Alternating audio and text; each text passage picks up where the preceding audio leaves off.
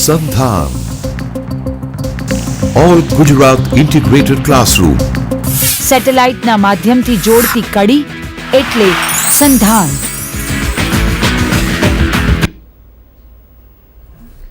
नमस्कार, मैं रामशंकर पुजारी, कोऑर्डिनेटर हिंदी विषय, आप सभी विद्यार्थियों का, दर्शकों का हार्दिक स्वागत करता हूं। ये आज का व्याख्यान वर्ष 2012-13 के व्याख्यानों का अंतिम व्याख्यान है हमारा इस विषय का।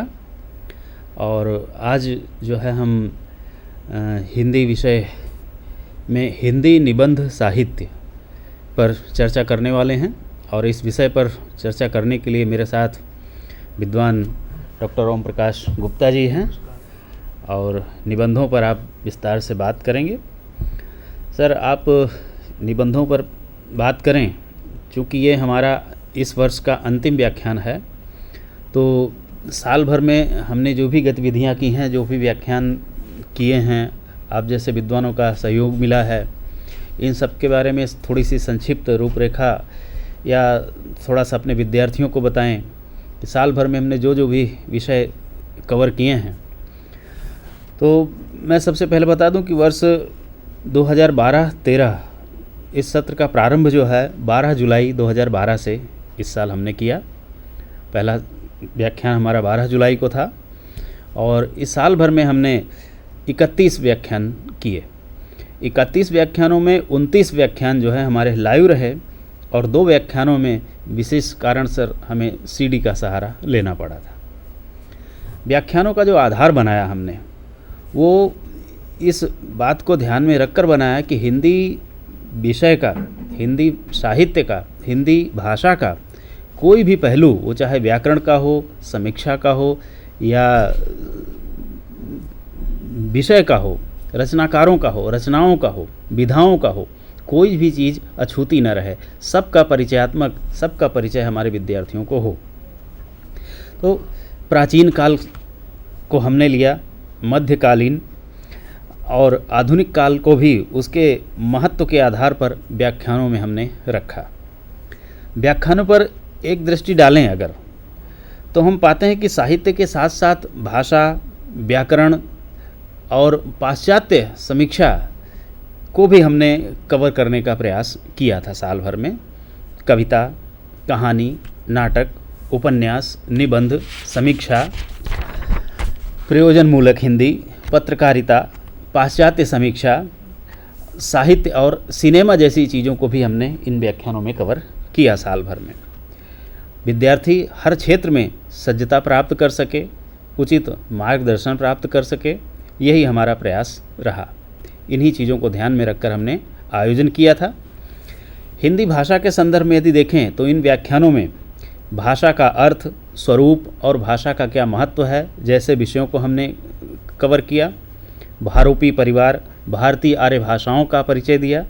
छंद, अलंकार जैसी काव्य की जो चीज़ें हैं उनका परिचय और महत्व भी हमने इन व्याख्यानों में दिया। प्राचीन काव्यों में पृथ्वीराज रासो जैसे महाकाव्य को हमने कवर किया।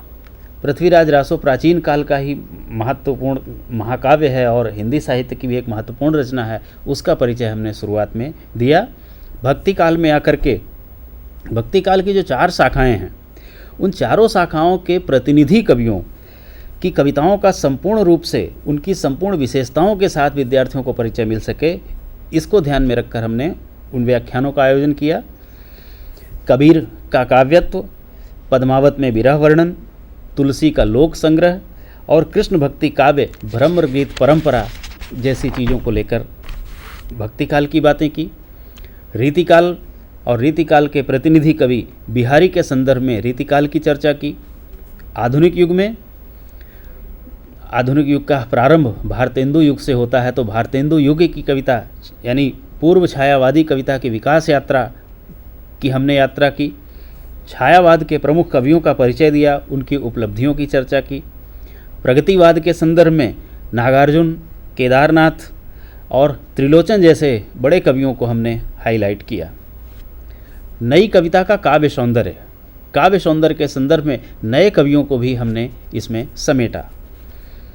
गज़ल जो एक अलग विधा है, उस विधा में भी जो दो महान स्तंभ हैं, दुष्यंत कुमार और हमारे अहमदाबाद के जो सुल्तान अहमद हैं, उनको हमने गज़ल के संदर्भ में इन व्याख्यानों में लिया।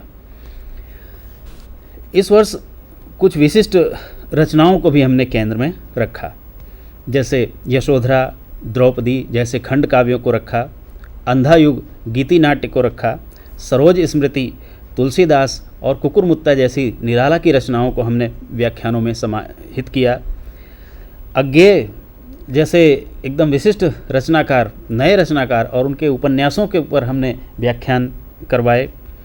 धूमिल जो एक विद्रोही कवि के रूप में जाने जाते हैं, उनकी कविताओं को हमने विशेष रूप से हाईलाइट किया। मैत्रेयी पुष्पा, उषा प्रियंबदा जैसी महिला कथाकारों को भी हमने ध्यान में रखा और उनकी कथा रचनाओं को, उनके उपन्यासों पर विशेष व्याख्यान हमने यहाँ से दिए।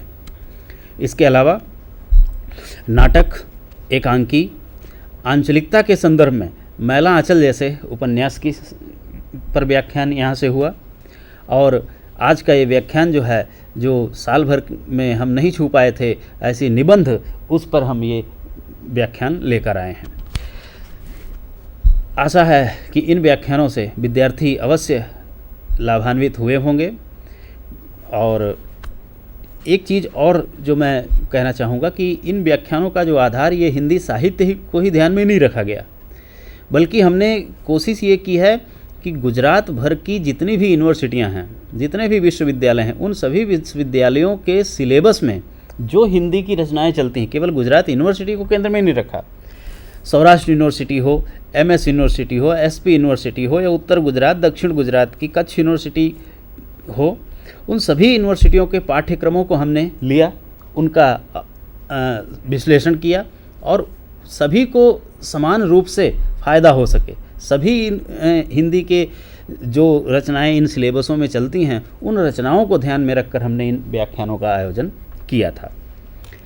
इन सभी आयोजन में जिन जो हैं विद्वानों का हमें सहयोग मिला है, उन विद्वानों को आज मैं विशेष रूप से आभार, चूँकि ये आज का हमारा अंतिम व्याख्यान है इस सत्र का, तो मैं आभार प्रकट करना भी अपना कर्तव्य समझता हूँ कि साल भर इन विद्वानों की बदौलत ही हम इतनी अच्छी तरह से और इतने जटिल विषयों को, और एक चीज़ और कि इसमें हमने ये बहुत ध्यान रखा है कि जो विद्वान जिस विषय का विशेषज्ञ हो, उनका लाभ हमने लेने की कोशिश की है और सभी विद्वानों ने अपना सर्वोत्तम हमें यहाँ से दिया है।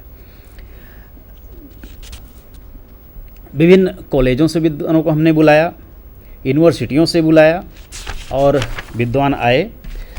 इसके अलावा सर ऐसा है कि सिर्फ कॉलेजों से, शिक्षण संस्थाओं से जुड़े हुए विद्वान ही नहीं, बल्कि बैंकिंग क्षेत्र में जुड़े हुए लोग हैं, रेलवे में जुड़े हुए लोग हैं, इसके अलावा सरकारी गैर सरकारी संस्थानों से जुड़े हुए विद्वान हैं, विद्यापीठ से हैं, केंद्रीय हिंदी संस्थान जैसे संस्थाओं से जो हैं, जो विद्वान जिस विषय के लिए हमको उपयुक्त लगा, उसको हमने इसमें निमंत्रित किया और उन लोगों ने अपना अच्छा दिया। तो इन सभी विद्वानों का और इन्हीं सभी संस्थाओं का मैं आभार व्यक्त करता हूँ। कुछ नाम मैं यहाँ पर विशेष रूप से लेना चाहूँगा कि उनके बिना ये कार्यक्रम वो आए तो हमारे इस संस्था की तो ठीक है, लेकिन हमारे हिंदी विषय का जो जिन्होंने गौरव दिलाया, जिन्होंने बहुत, डॉक्टर महावीर सिंह चौहान का नाम मैं लेना चाहूँगा, डॉक्टर रघुवीर चौधरी का नाम मैं लेना चाहूँगा, doctor Sunil Kumar, doctor Malti Dubey, doctor Shri Ram Tripathi, doctor Shiv Prasad Shukla, doctor Om Prakash Gupt, doctor Mridula Parikh, doctor Alok Gupt, doctor Ghananand Sharma, doctor GD Siyani, ये कुछ ऐसे विशिष्ट महानुभाव हैं। बाकी और मैं बहुतों का नाम नहीं ले सका हूँ, सब मित्रवत हैं, लेकिन आप गुरुजन हैं, आपके सहयोग के बिना जो है ये कार्यक्रम भगीरथ काम जो है संपन्न नहीं हो पाता। मैं पुनः कि साल भर में हमने जो कुछ भी व्याख्यान रखे हिंदी भाषा को लेकर, विभिन्न विश्वविद्यालयों के सिलेबस को लेकर, मैं उम्मीद करता हूँ, विश्वास है मुझे अपने विद्वानों पर और इस विषय पर कि विद्यार्थियों को ज़रूर इससे लाभ हुआ होगा। आगे फिर जब भी आयोजन होंगे, हम फिर इसी प्रकार सारी चीज़ें, सारे नए पहलुओं को, नए विषयों को लेकर आपके सामने आएंगे। आज मैं इन संधान की ओर से इन सभी विद्वानों का, अपने सभी दर्शकों का हार्दिक आभार व्यक्त करता हूँ। धन्यवाद। अब आज का जो विषय है हिंदी निबंध साहित्य। तो हिंदी निबंध जो है वो एक विशिष्ट विधा है। गद्य में उसका अलग महत्व है। आचार्य रामचंद्र शुक्ल ने जो निबंध की परिभाषा देते हुए, परिभाषा कहें या निबंध के बारे में उन्होंने बताते हुए जो अक्सर कोट किया जाता है और हर विद्वान के मुंह पर होता है कि यदि गद्य कवियों या लेखकों की कसौटी है तो निबंध जो है गद्य की कसौटी है। अब गद्यम कवीनाम निक्सम विदंती वाली जो बात है कि इसी एक परिभाषा से, इसी एक उक्ति से ही इस निबंध विधा का महत्व जो है सबसे ऊपर हो जाता है। तो ऐसी क्या बात है इस निबंध में कि रामचंद्र शुक्ल ने इसको इतना महत्व दिया? तो ये चीज़ें हम आपसे जानेंगे। निबंध का क्या अर्थ होता है, निबंध की क्या परिभाषाएं हैं, किन विद्वानों ने इन्हें, रामचंद्र शुक्ल की तरह और भी विद्वानों ने, यह विधा चूँकि गद्य की विधा है तो इसका उद्भव जो है क्या हमारे यहाँ का है या इस पर कुछ पाश्चात्य का प्रभाव है, इन सभी परिप्रेक्ष्यों में जो है आप जो हैं सर हमारे यहाँ उपस्थित हैं, इन सभी पहलुओं पर आप जो हैं प्रकाश डालेंगे, परिभाषाओं पर कुछ चर्चा करेंगे और इनका जो है वर्गीकरण है या इसमें आने वाली जो भी चीज़ें हैं, इनके तत्व हैं या इसका जो आगे विकास हुआ हिंदी साहित्य में, वो चाहे भारतेंदु युग में हो, द्विवेदु युग में हो, शुक्ल युग जो है, अब आचार्य शुक्ल स्वयं इतने बड़े निबंधकार हैं कि उनके नाम पर ही इस एक युग चला और शुक्लोत्तर युग, जिसमें हजारी प्रसाद द्विवेदी, नगेंद्र वगैरह ये सारे निबंधकार आते हैं। तो ये एक निबंध की संक्षिप्त रूपरेखा उसके विकास के साथ, और मैं समझता हूँ सर कुछ उदाहरणों के द्वारा भी, सर तो स्वयं निबंध पर विशेष हस्तक्षेप रखते हैं, तो कुछ उदाहरणों के माध्यम से भी आप जो है निबंधों पर हमारे विद्यार्थियों को उपयोगी हो सके, ऐसी संक्षिप्त और सरल सरस आप इसमें माहिर हैं। तो मैं आपसे निवेदन करता हूं कि इस निबंध विषय को लेकर, निबंध साहित्य को लेकर आप थोड़ा सा प्रकाश डालिए। डॉक्टर गुप्ता जी। नमस्कार। आज के संधान के कार्यक्रम में आप सबका हार्दिक स्वागत है। मेरे मित्र डॉक्टर रामशंकर जी ने पूरे वर्ष का लेखा जोखा प्रस्तुत किया कि किस तरह साहित्य से संबंधित सारे विषयों को लेकर अनेक व्याख्यान आयोजित किए गए, और सबसे बड़ी बात तो ये है कि उन्होंने पुरानी और नई पीढ़ी दोनों को जोड़कर पूरे साहित्य और उसके अलग अलग संदर्भों और विषयों की चर्चा आप सबके सामने प्रस्तुत की। मैं भी 2-3 बार उसका एक अंग बना, इसका मुझे बड़ा आनंद है। आज हम निबंध की बात करेंगे। डॉक्टर रामशंकर जी ने ठीक ही कहा, और जिन निबंधकार का उन्होंने उल्लेख किया, आचार्य रामचंद्र शुक्ल जो हिंदी के शीर्षस्थ निबंधकार माने जाते हैं और जिनके नाम से शुक्ल युग जैसा नामकरण किया गया, जिस तरह नाटक में प्रसाद युग है या कथा साहित्य में प्रेमचंद युग है, तो उसी तरह निबंध में आचार्य रामचंद्र शुक्ल हमें कहना चाहिए कि हिंदी निबंध के शीर्षस्थ निबंधकार हैं। और आपने यह भी बताया कि आचार्य शुक्ल निबंध के बारे में क्या कहते हैं। संस्कृत साहित्य की एक उक्ति को लेकर ही आचार्य शुक्ल निबंध की बात शुरू करते हैं, क्योंकि आचार्य शुक्ल रसवादी हैं और संस्कृत साहित्य से उनका गहरा लगाव है। निबंध जो है वो आज के गद्य की एक बहुत ही महत्वपूर्ण विधा है। संस्कृत में कहा गया कि गद्य कविनाम निक्षम वदति, अर्थात गद्य कवियों की कसौटी है। इस बात को आगे बढ़ाते हुए शुक्ल जी कहते हैं कि यदि गद्य कवियों की कसौटी है तो निबंध गद्य की भी कसौटी है, क्योंकि गद्य की अन्य विधाओं की तुलना में निबंध लिखना अपने आप में एक चुनौती का विषय हो सकता है। भाषा की सृजनात्मक शक्ति का जितना विकास, जितना चरम विकास निबंध में देखा जा सकता है, उतना शायद किसी अन्य विधा में देखा नहीं जा सकता। आपने दूसरी बात कही कि निबंध शब्द आया कहाँ से, इस निबंध का मूल स्रोत कहाँ पर है। हमारे यहाँ संस्कृत में निबंधन शब्द है, लेकिन एक अलग अर्थ में। भोजपत्रों को ग्रंथन। अच्छी तरह से बांधकर, पिरोकर, सीकर और तैयार किया जाता था।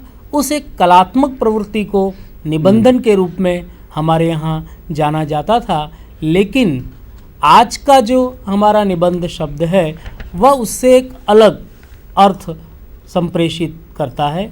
निश्चित रूप से ये आधुनिक गद्य साहित्य की एक महत्वपूर्ण विधा है। जैसा कि आप जानते हैं, आचार्य रामचंद्र शुक्ल ने ये आधुनिक हिंदी साहित्य को गद्य काल के नाम से संबोधित किया था। इसका अर्थ यही है कि गद्य में जो विविधता, नवीनता और प्रमुखता हमें देखने को मिली, उसमें हमें एक आधुनिकता का संदर्भ, आधुनिकता का कंसेप्ट भी देखने को मिलता है, क्योंकि पश्चिम का प्रभाव भिन्न भिन्न विधाओं में हमें इसी युग में देखने को मिलता है।